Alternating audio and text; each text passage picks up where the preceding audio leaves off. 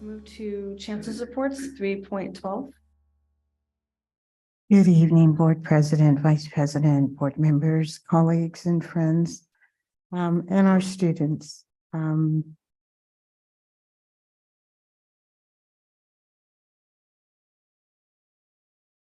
going to start with the presidents first.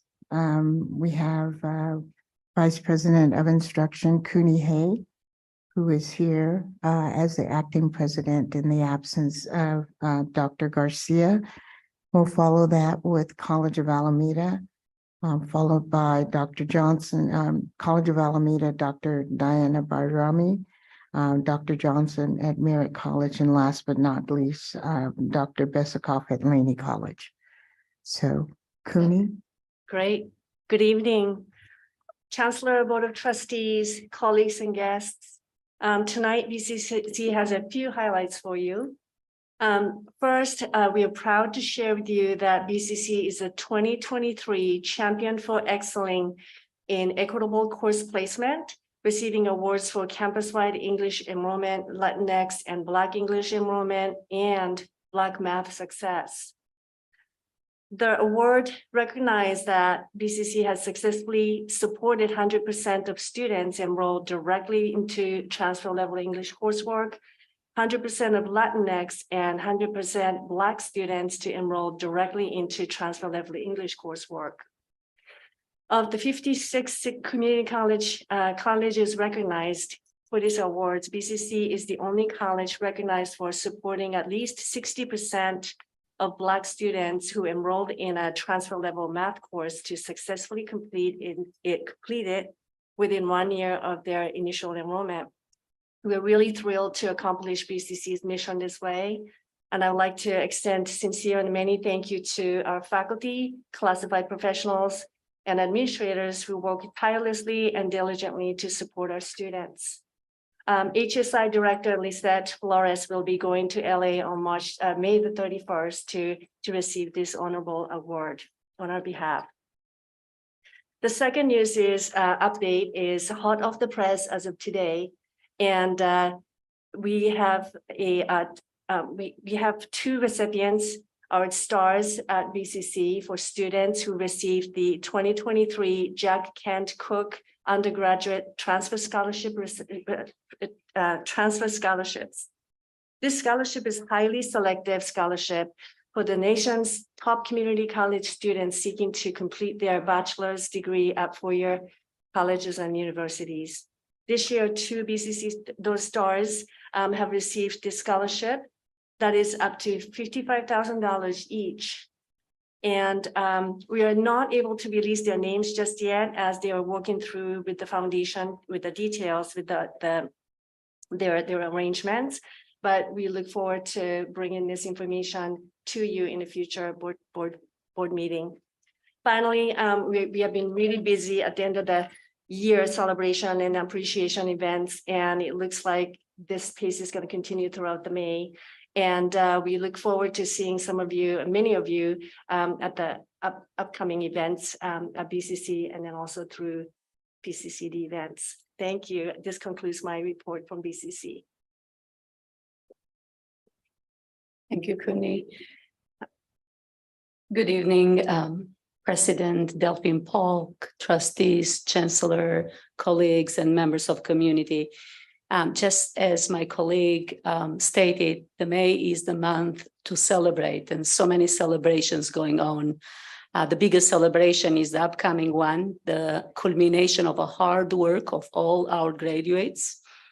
So sometimes when we look for those keynote speakers that will empower us and will empower a generation of students, we forget to honor our own. So I'm really glad to know that the graduation committee had extended an offer to our own Dr. Wise Allen to be our commencement speaker. He started his career in 1972 as a faculty at COA, and he has touched so many lives and so many levels. So we are really excited that Dr. Wise Allen said yes to COA. And talking about celebration, It is a great month in celebrating the Asian Pacific Islander and Desi American communities at COA. We had several events. Julie Sai Chow led most of these events. Also our own Miss Chungwai Cham had a AAPI mixer here in Atrium. We had a lot of fun. COA was represented by more than 22 people in the APAI conference in Oakland. It was an amazing conference. We are a platinum sponsor for this event.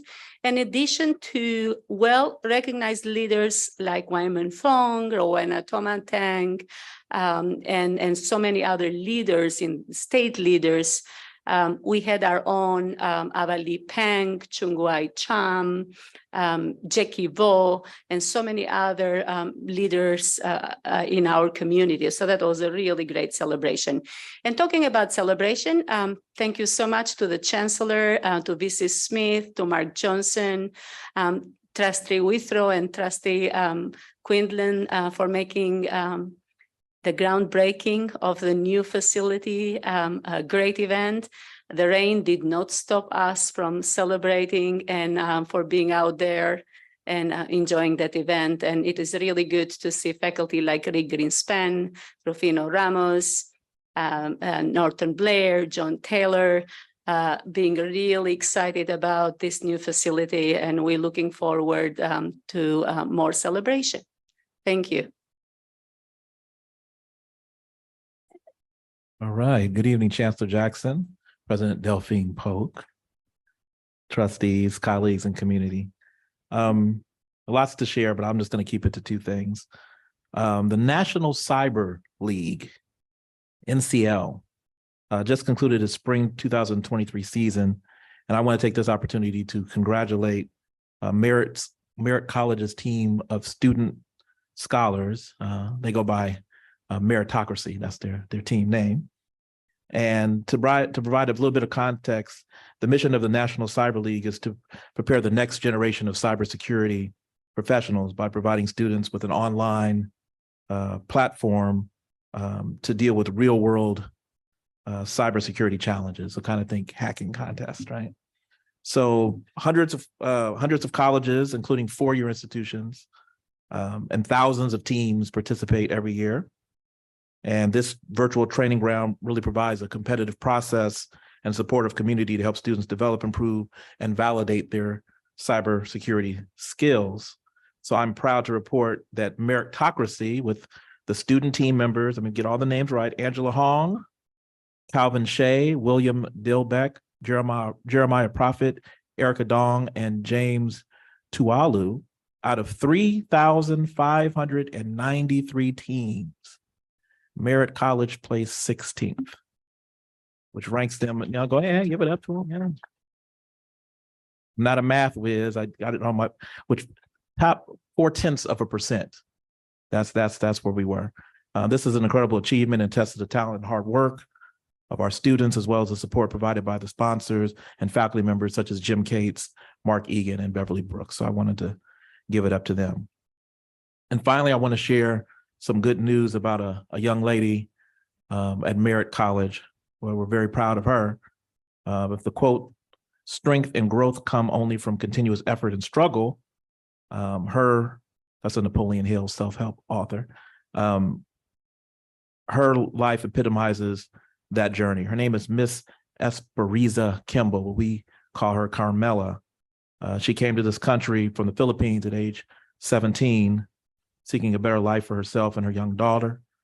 She's overcome many obstacles, but she remained resilient. She enrolled in Merritt College as a student, and as a student worker began working at the bookstore and later in the library.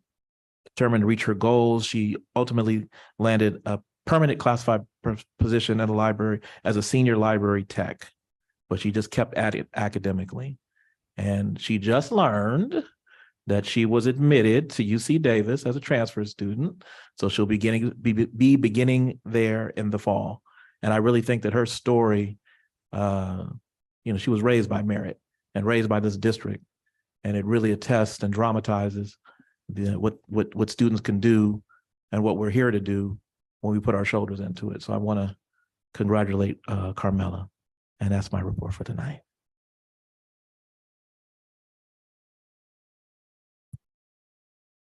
Good evening, Chancellor Jackson, President Delphine Boak, members of the governing board, colleagues in education, and valued students and community members.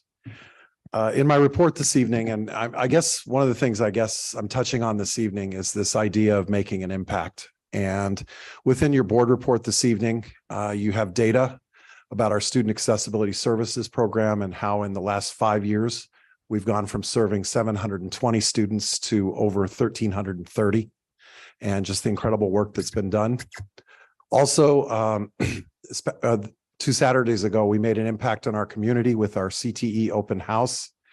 More than 100 college employees gave of their Saturdays to be there to really welcome and open our doors to our community. And among the nearly 500 in attendance, we were pleased to welcome Trustee Gonzalez Brito as well as Trustee Quinlan. And it was a great event.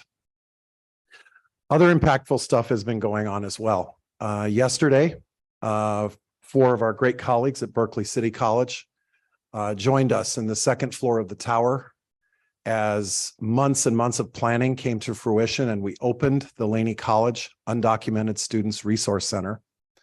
Over 40 colleagues in total, including our BCC cohorts, attended with us. And it was a great opening to kick things off. And really just looking at the personal touch and the home feel of this space, it really was, I think, what a lot of us pictured last summer when we started to talk about making this happen. It was great. Also, and Trustee Quinlan joined us for this last week on Friday. We had the first ever district-wide in-person lavender graduation. And it was a wonderful event attended by approximately 100 people, including my colleague, President Johnson, who joined me in naming 16 and honoring 16 graduates as they came forward.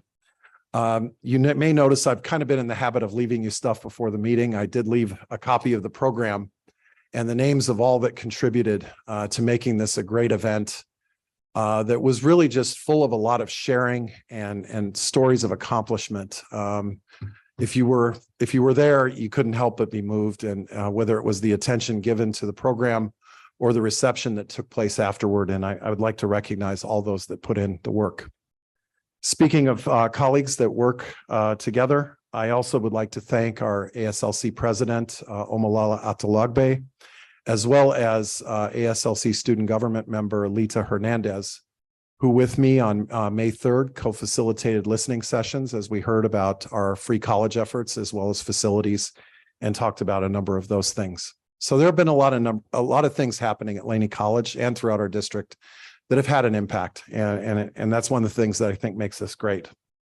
As my final item tonight, it is with sadness that I report to the Peralta community that Counselor Mickey Metcalf, a counselor at Laney College and COA by way of Merritt, beginning in 2016, passed away on April 11th while in Tanzania, Africa. And later on this evening, I humbly request that we close the meeting in her memory. This concludes my report. Thank you, President. I'll turn it back over to President Delphine Polk. Okay, we will move to the informational portion of our agenda.